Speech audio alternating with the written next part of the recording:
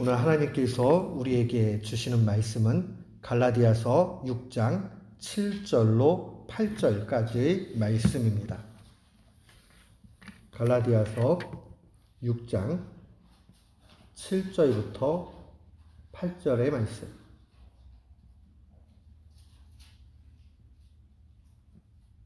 우리 같은 마음으로 함께 주님의 말씀 봉독합니다.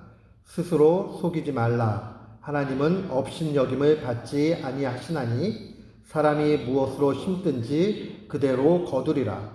자기의 육체를 위하여 심는 자는 육체로부터 썩어질 것을 거두고 성령을 위하여 심는 자는 성령으로부터 영생을 거두리라. 아멘. 저는 오늘 본문 말씀을 통해서 현명하게 인생을 경작하라 라는 제목으로 주의 말씀을 선포하도록 하겠습니다. 세상의 지혜자를 철학자라고 얘기합니다. 철학자 가운데 그 철학자, 아주 유일한 탁월한 철학자, 서양 사람들이 그렇게 지칭할 때는 아리스토텔레스를 이야기합니다. 그가 쓴 니코마코스 윤리학이라는 그런 책이 있습니다. 이 책에 보면 지식을 한 세 가지로 나눠서 이야기를 합니다. 첫 번째 지식은 우리가 오감을 통해서, 이 감각을 통해서 얻어지는 지식입니다. 에피스테메라고 얘기를 해요. 두 번째 지식은 테크네, 우리 익숙한 단어예요. 테크놀로지 하면 아주 스케이프하게 기술이 있는 거 얘기하잖아요. 그것도 두 번째 지식이에요.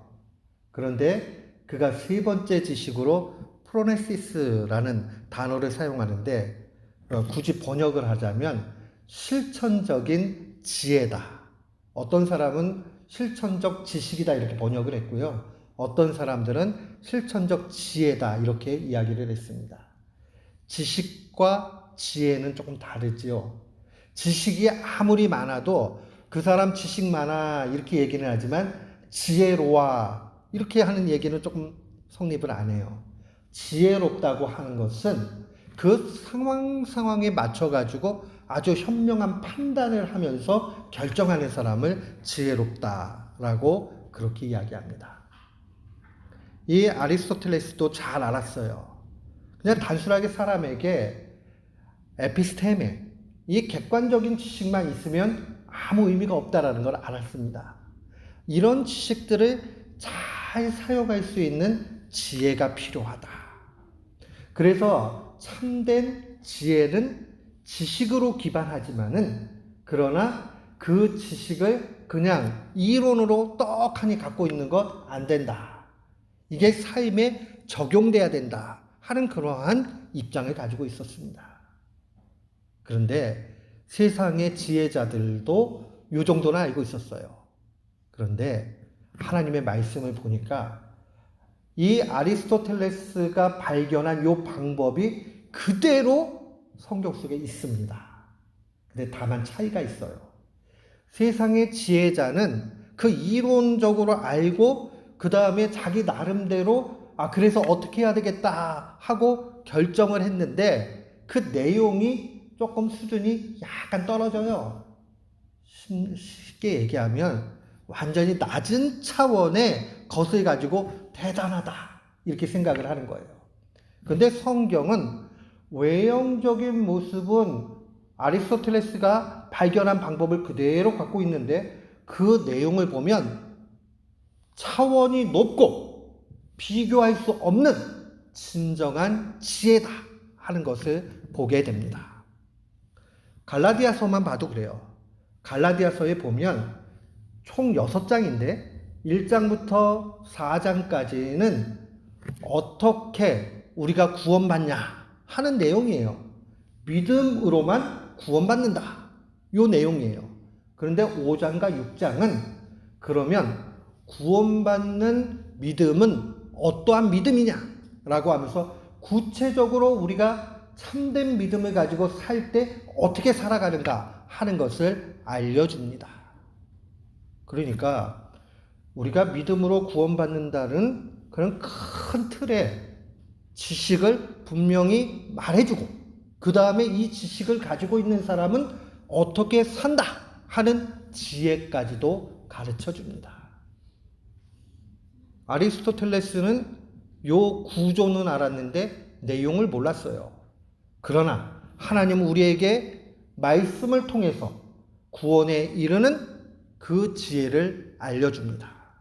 그런 의미에서 오늘 말씀을 보는 것은 너무나 귀중합니다. 하나님의 말씀은 성경이라고 얘기하는데 성경은 100% 하나님의 말씀이고 이 말씀은 우리에게 구원을 가져다주는 책이고 구원을 가져다주는 책에는 우리가 이 땅을 살아갈 때에 어떻게 살아야 된다 하는 것을 밝히 알려줍니다. 그러니까 우리가요 구원 따로 있고 우리 삶이 따로 있게 되면 그러면 이 땅의 삶이 무가치하게 돼요. 구원을 받은 성도는 이 땅에서도 구원받은 성도의 모습으로 살아야 합니다. 오늘 그것을 명확하게 알려줍니다. 그래서 제일 먼저 우리가 기억을 해야 되는 건 뭐냐면 인생의 목표를 정확하게 설정을 해야 돼요. 어떤 사람이 한국에 가니까 그래요. 나는 인생의 목표가 40억 버는 거예요. 그 사람은 돈 벌기 위해서 열심히 노력할 거예요. 어쩌면 노력해가지고 40억 벌 수 있어요. 근데 그 사람이 죽을 때 40억 싸가지고 갈까요? 아무것도 그 의미 없어요. 어떤 사람은 나는 세상의 지혜를 얻기 위해서 열심히 공부하겠다. 명예를 얻겠다. 그렇게 노력해요. 갈 때에 그 명예, 직함 그거 가지고 갈까요? 그렇지 않아요. 사람들이 조금 이름은 기억해 줄지 몰라도 그러나 그거 아무것도 아닌 것이 되고 맙니다. 제가 아리스토텔레스 얘기했지만 아리스토텔레스가 후대 사람들하고의 삶에서 무슨 의미 얼마나 있어요? 조금 있을 뿐이니까 아무것도 아니에요. 이 땅에서 인간관계 잘했다. 그래 친구 많다. 좋다. 나는 후회 없이 살았다. 그런데 그거로 맨 마지막에 죽고 나면 어떻게 될까요? 아무것도 아닌 게 됩니다. 목표를 확실하게 설정하는 것이 중요합니다. 인생의 목표. 인생의 목표를 어디다가 둬야 되느냐? 잘 설정하기 위해서 전제로 생각해야 되는 것도 있어요. 사람들은 잘못 알고 있어요. 죽으면 끝이다. 신자는 죽어도 안 끝이다 하는 걸 정확하게 알아야 됩니다. 죽으면 모든 게 다 끝나고 이제 편해진다. 그게 아니에요. 죽음 이후에 삶이 따로 있는 거예요. 죽음 이후에. 사랑하는 성도 여러분, 그렇기 때문에 이 땅의 삶의 가치는 죽고 난 이유가 정말 중요하기 때문에 그걸 목표로 설정하고 그 다음에 살아가야 됩니다. 우리는 마음에 다짐해야 됩니다. 신자에게는 죽음 이후에 끝이 아니라 죽음 이후에 삶이 있다. 그것을 우리는 구원이라고 이야기합니다. 그래서 인생의 목표를 구원에 둬야 돼요. 구원에 두게 되면 삶의 태도가 바뀌어지게 됩니다. 이 땅에서 좀 어려움이 와도 내가 예수님 믿고 구원받았다 하는 그 인생의 목표가 정확하게 있기 때문에 중간에 조금 실패하고 어려움 당하는 게 뭐 그렇게 큰 문제예요. 하나도 안 커요. 몸이 좀 아프면 어때요? 나으면 되지. 죽음에 대한 해석이 달라집니다. 세상 사람들은 죽으면 슬퍼요. 신자에게 있어서 죽음은 물론 인간적으로 잠시 떨어져 있게 되니까 슬픔도 조금은 있어요. 그러나 궁극적으로 보면 신자의 죽음은 하나님의 영광이에요. 그가 천국으로 들어가니까요. 영원한 생명이 있으니까요. 아프던 사람도 죽음을 통해서 그 고통이 없어지게 되니까 이 땅 가운데 삶에서 천국으로 들어가니까. 그러니까 이게 끝이 아니고 언제나 저 영원한 세상과 연결되어져 있다 하는 것을 기억해야 됩니다. 자기 스스로 힘드니까는 인생을 마무리해야 되겠다 하는 것은 지혜자의 모습이 아니에요.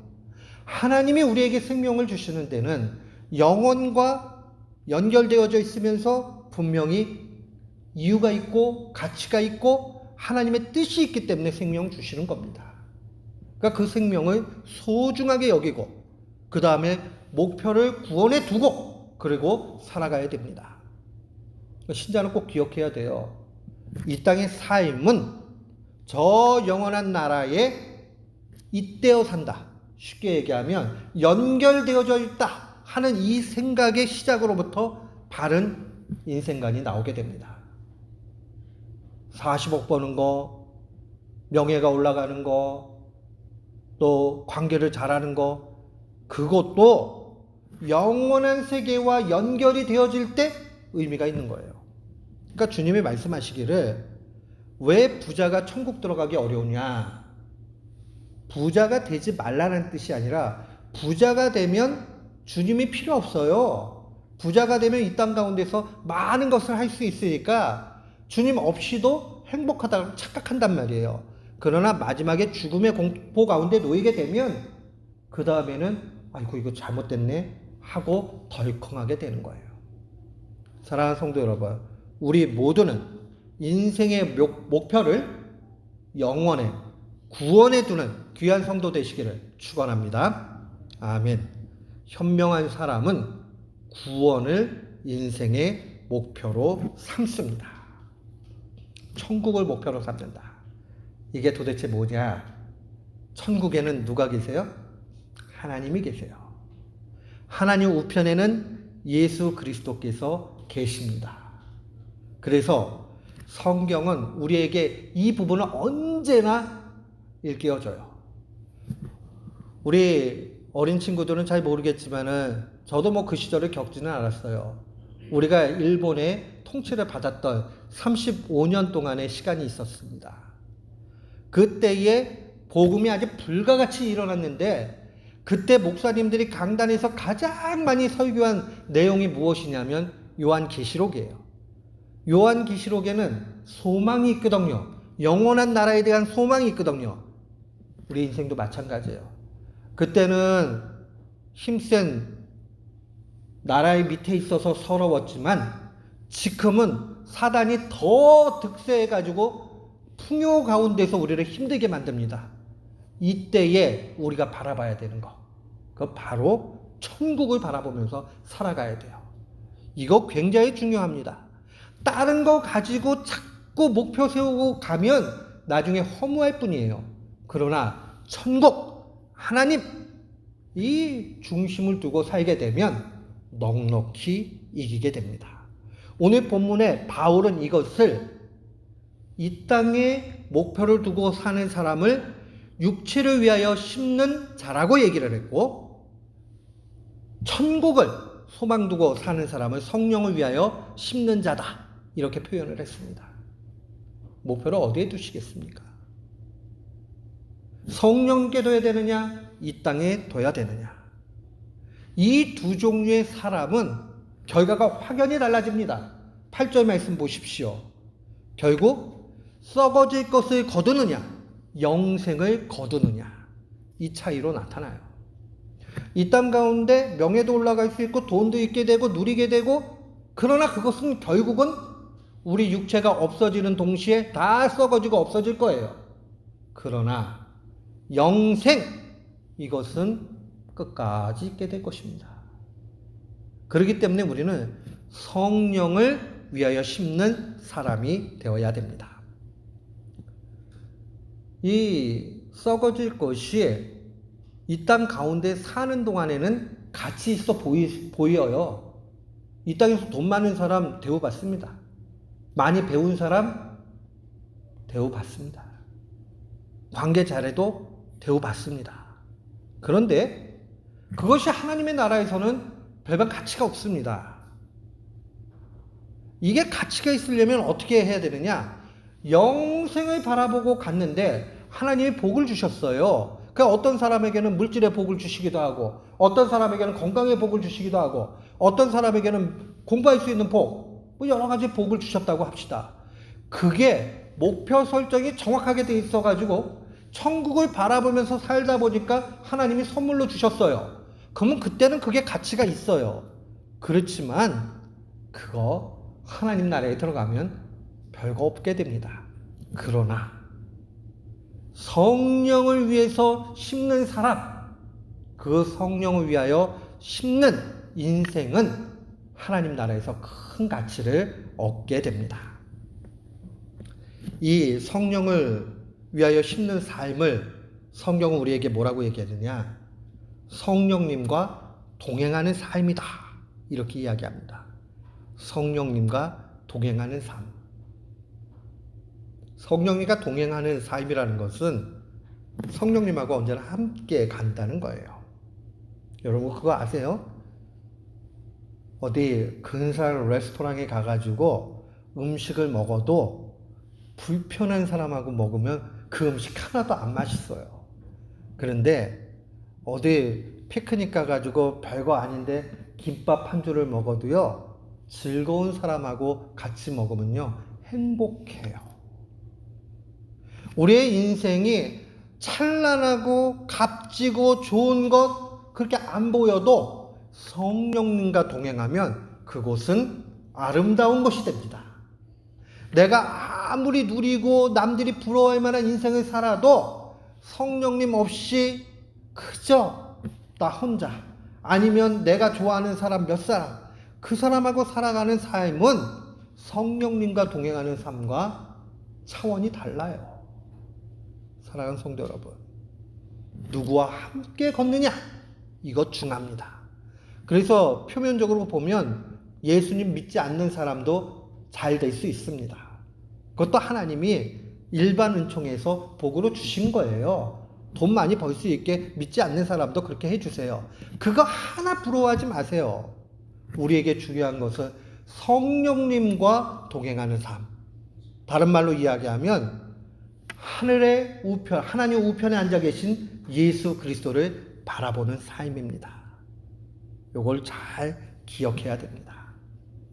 사랑하는 성도 여러분, 우리의 인생이 구원의 목표를 두었다면 두 가지를 기억하면서 살아가야 됩니다. 첫 번째는 예수님을 바라보는 것 중요합니다. 예수님을 바라보는 삶. 예수님을 바라본다는 것은 예수님께서 십자가에서 죽으시고 부활하시고 하나님 우편에 앉으셨다. 그가 고난당하시고 그 고난이 다 해결되고 영광의 자리까지 올라갔다 하는 것을 묵상하는 겁니다. 인생은 세상 지혜자들도 보니까 이렇게 이야기합니다. 고난의 연속이다. 인생은 고난의 연속 맞아요. 그런데 주님 안에서 이 문제들이 반드시 해결됩니다.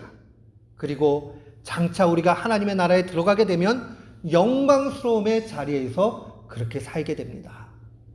천사도 우리를 흠모합니다. 천사도 피조물이거든요. 근데 그 천사들도 성도들의 구원을 바라보면서 흠모하고 찬미합니다. 부러워한단 말이에요. 우리가 다 그렇게 영광스러운 존재가 된다는 걸 놓치지 마십시오. 이 땅 가운데 뭐 내세울 게 별로 없어도 괜찮아요. 그게 중요한 것이 아니라 구원의 목표로 삼면서 하나님 앞에 살아가는 거예요. 히브리서 12장 2절을 보니까 주님 이렇게 주의 말씀을 증거합니다. 믿음의 주요 또 온전케 하시는 이인 예수를 바라보자. 그는 그 앞에 있는 기쁨을 위하여 십자가를 참으사 부끄러움을 개의치 아니하시더니 하나님 우편에 앉아 계시느니라. 딱 그 내용이죠.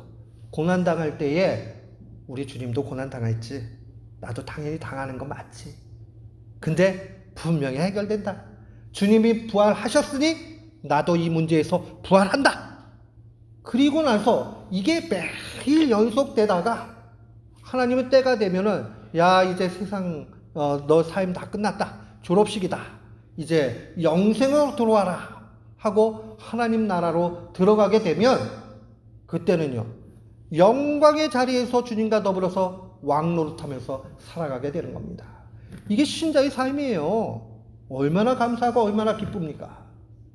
사랑하는 성도 여러분, 이 땅에서 고난당하고 어려움 당할 때마다 우리 주님의 그 영광스러움의 자리를 바라보는 귀한 성도들 되시기를 축원합니다. 아멘. 두 번째로 기억을 해야 되는 것은 성령님과 동행한다 하는 말은 성령님을 통해서 우리가 하나님께 기도한다 이런 의미예요. 기도한다는 것은 모놀로고, 나 혼자 얘기하는 게 아니라 다이얼로그, 같이 대화하는 거예요. 그러니까 내가 필요한 거, 힘든 거 뭐 다 주님 앞에 아뢰을 수 있어요. 그 다음에 필요한 것 있어요.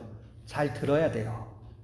그런데 성령님은 우리가 뭘 간구해야 될지도 알려주시고 우리가 하나님께서 뭐라고 답변해 주시는지 answer 자체를 알려주셔요. 그렇기 때문에 성령님과 동행하는 삶이다 하는 것은 날마다 기도하는 삶입니다.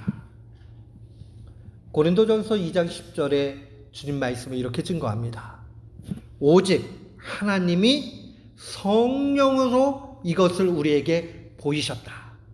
성령님을 통해서 하나님의 뜻을 우리에게 알려주신다는 말씀이에요. 그러니까 기도하는 사람은요, 하나님의 뜻을 알게 돼 있어요. 기도하다 보면요, 하나님께서 어떻게 선택하고 어떻게 살아야 되는지 순간순간 지혜를 주세요. 요거 잘 기억해야 됩니다. 고난당할 때 우리 주님의 십자가를 묵상했다면, 우리가 선택해야 될 때 하나님 앞에 성령님 통해서 뭘 원하십니까? 여쭤봐야 돼요. 그러면 반드시 알려주세요. 처음에는 안 들려요. 처음에는 뭐가 옳은지 몰라요. 하나님의 뜻과 내 생각이 막 섞여 있으니까 분별하기가 어려워요. 근데 신앙이 좋아지고 깊어지면 점점 분별하게 됩니다. 여기에 우리는 현명한 인생의 길이 있습니다. 참된 믿음으로 구원받는 길이 있습니다. 사랑하는 성도 여러분, 이제 주님 말씀을 다시 한번 생각해 봅시다. 인생의 목표를 어디다가 두시겠습니까? 구원에 두셔야 돼요. 천국에 두셔야 돼요.